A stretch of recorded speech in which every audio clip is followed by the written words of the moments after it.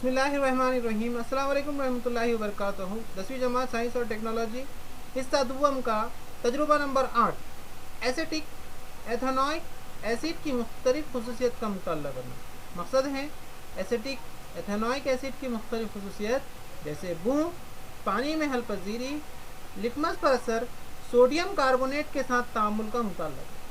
इसके लिए ज़रूरी अशिया लगेंगी इम्तिहानी नलियाँ, इम्तिहानी नली स्टैंड, कॉर्क, निकास नली, बीकर वगैरह। कीमियाई अशिया लगेंगी एसिटिक एसिड, सुर्ख और नीला लिटमस महलूल, सोडियम बाइकार्बोनेट महलूल, आप कशी।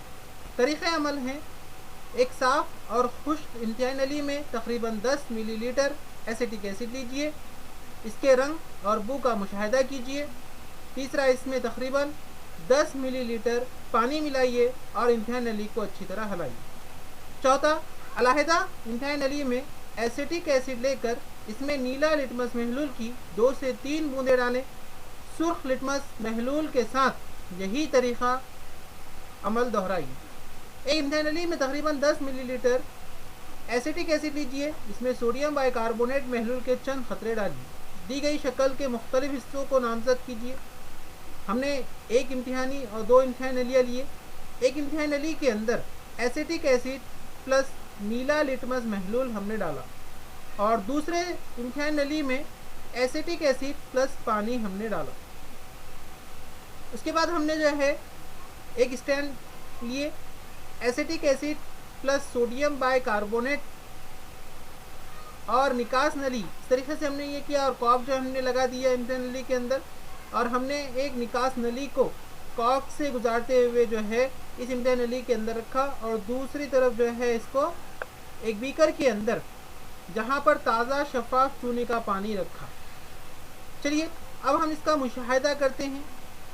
मुशाहिदाती जदवल के अंदर जांच, पहले बू, 1 नंबर पे बू है जिसमें मुशाहिदे में सरके की मखसूस बू आती। नतीजा, एसिटिक एसिड की बू सरके की मानिंद होती है।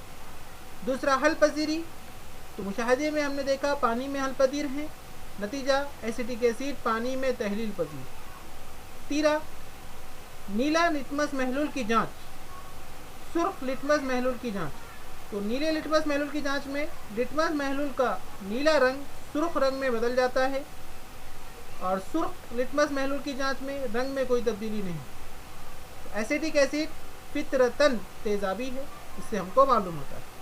चौथा, सोडियम बाइकार्बोनेट के महलूल के साथ तामुल, तो तेज़ जोश के साथ बेरंग बेबू गैस आज़ाद होती है और हम नतीजे में लिखेंगे जब एसिटिक एसिड सोडियम बाइकार्बोनेट महलूल के साथ तामुल करता है तब कार्बन डाइऑक्साइड गैस आज़ाद होती है और गैस को ताज़ा शफाफ चूने के पानी में गुजारें।